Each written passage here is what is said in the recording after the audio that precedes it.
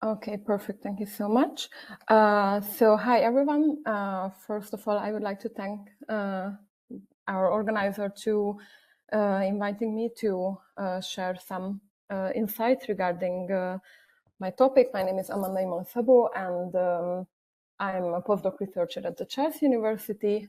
And today I would like to present our study based on the CMIP 6-based projections of Central European heat extreme co-occurrences under plausible global warming levels. And this topic I started quite recently, and today I will show the motivation and the results we already have. And in 2 weeks, I will be also presenting at the European Meteorological Society General Assembly in Ljubljana. So if someone from the audience will be there, we can have a discussion there as well in person. So this topic I study under the project title Geohazards, or Natural and Anthropogenic Georisk.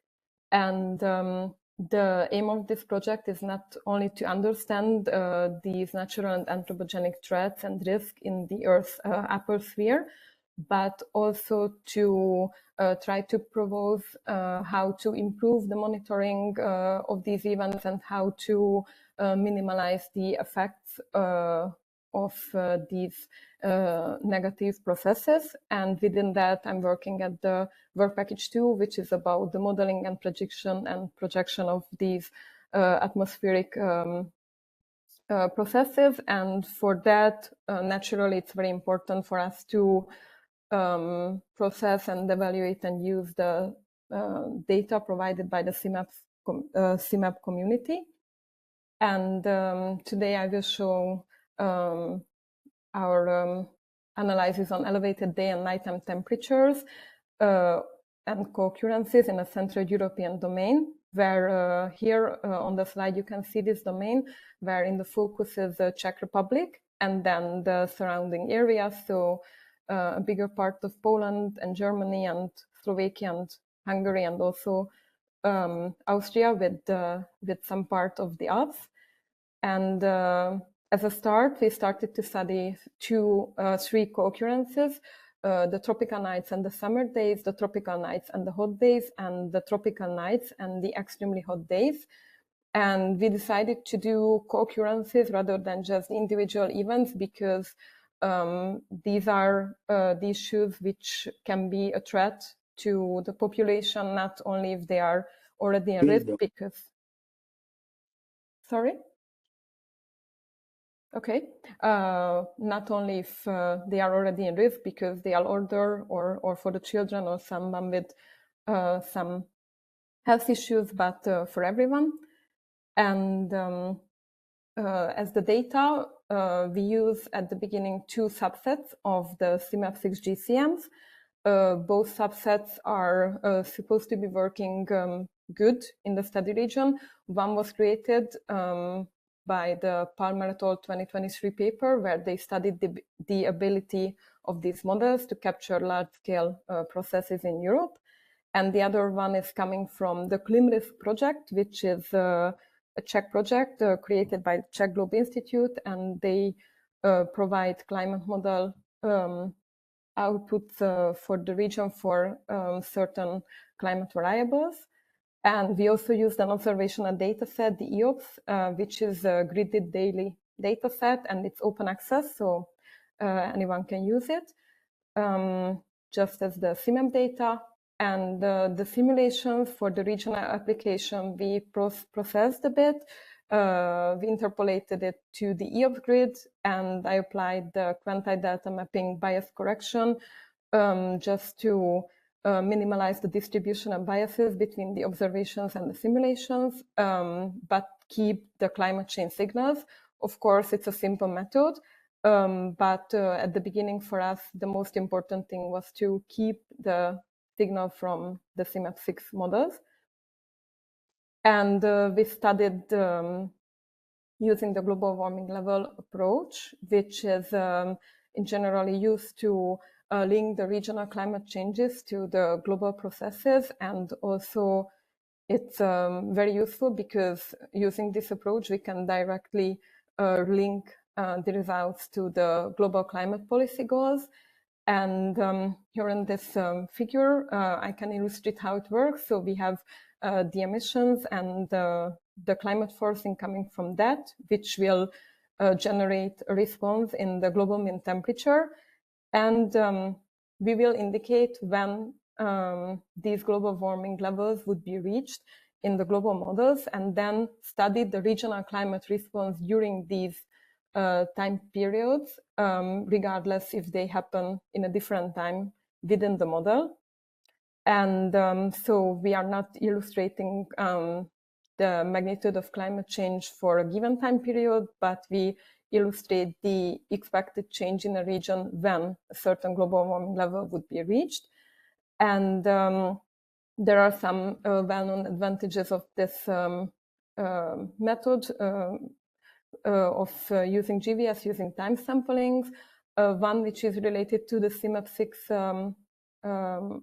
family is that it's a way to address the hot model problem, because with this we don't focus on how quickly a model warms, but we just focus on the outcome at a certain level of warming.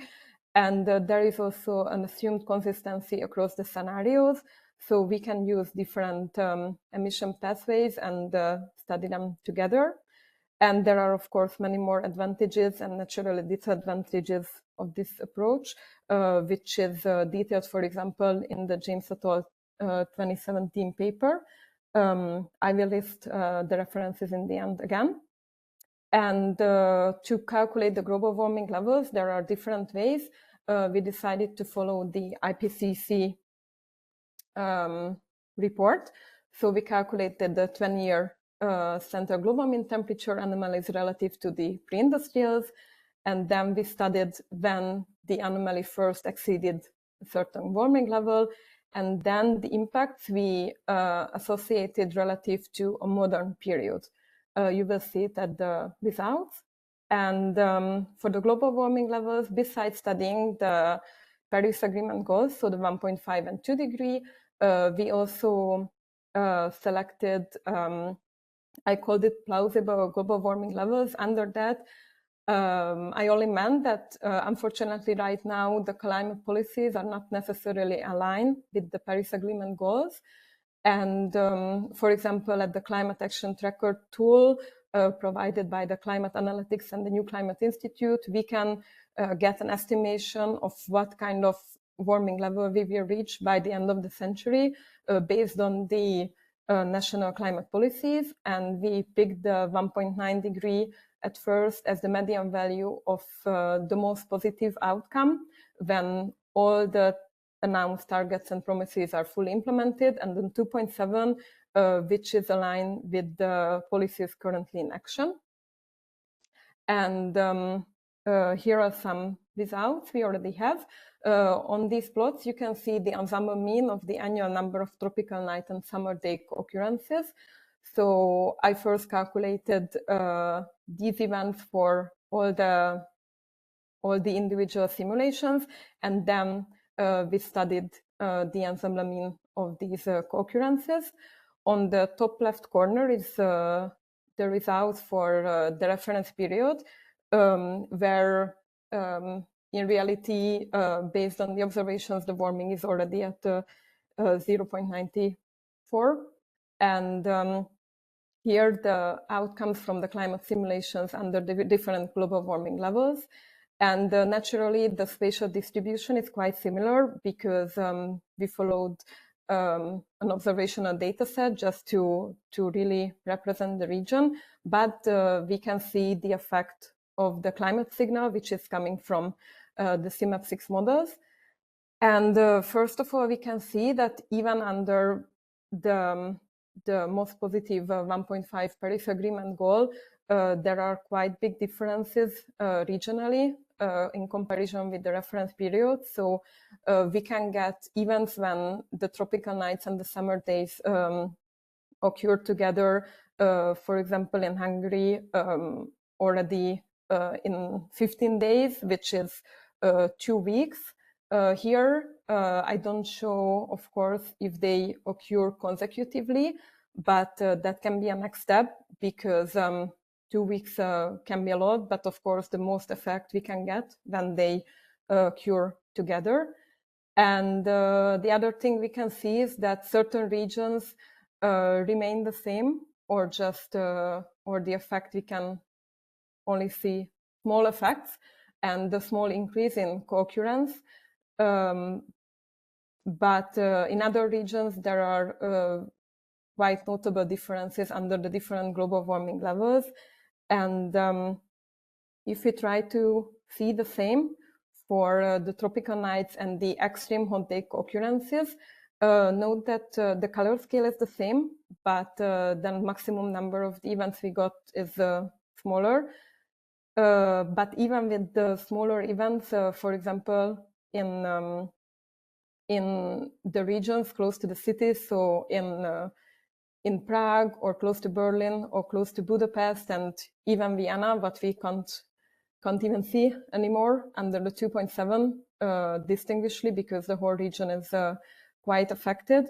We can get 7, 8, 10 days of these co-occurrences, and we can see that there are these hotspots which should be studied more, and see if it's just the effect of the elevation or the cities or other regional aspects. And based on that, we can conclude that even under the most optimistic outcomes, these co-occurrences, when the human body really can't relieve, even during the night, there will be 2-3 weeks of the tropical nights and summer days in some region, and 6-4 days from the extremely hot days. And at certain regions, there are notable differences between the global warming levels. So it might be important to consider the use of global warming levels aligned with the implemented climate policies, rather than just only focusing on the climate agreements in according to the Paris Agreement. Of course, it's very important it shows the importance of mitigating the climate change, but also shows that regionally these adaptations needs to be different. And as the next steps, we are studying also the range of the ensemble members to see the difference between these subsets. And also we will study the consecutive co-occurrence of the heat extremes, either and the duration of how long it will they will stay in one region. And also, even though there is the assumption that the scenarios are not that relevant when we are applying the global warming levels, according to the literature, there might be significant dependencies in the middle and high latitudes of the northern hemisphere.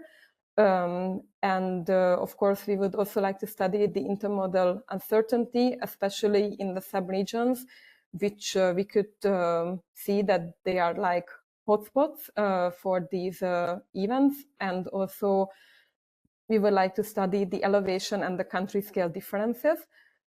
And another important step, which we are already working on, is to include the convection permitting RCML and climate season simulation, which was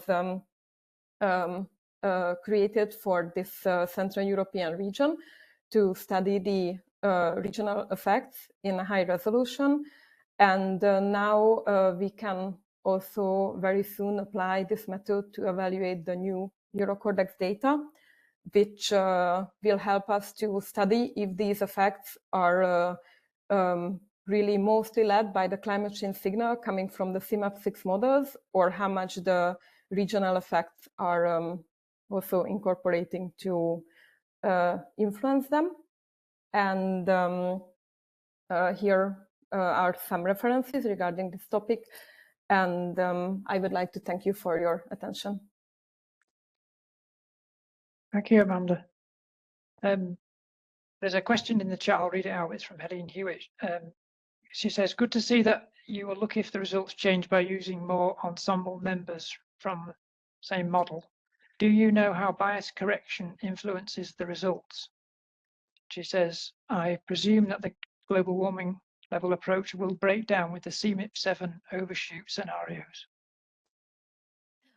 Yeah, so with the bias correction, of course, we got a more, so we got the distribution from the observations. So like the mountain regions, for example, or the lowlands, so these orographic differences was not that visible when we just looked at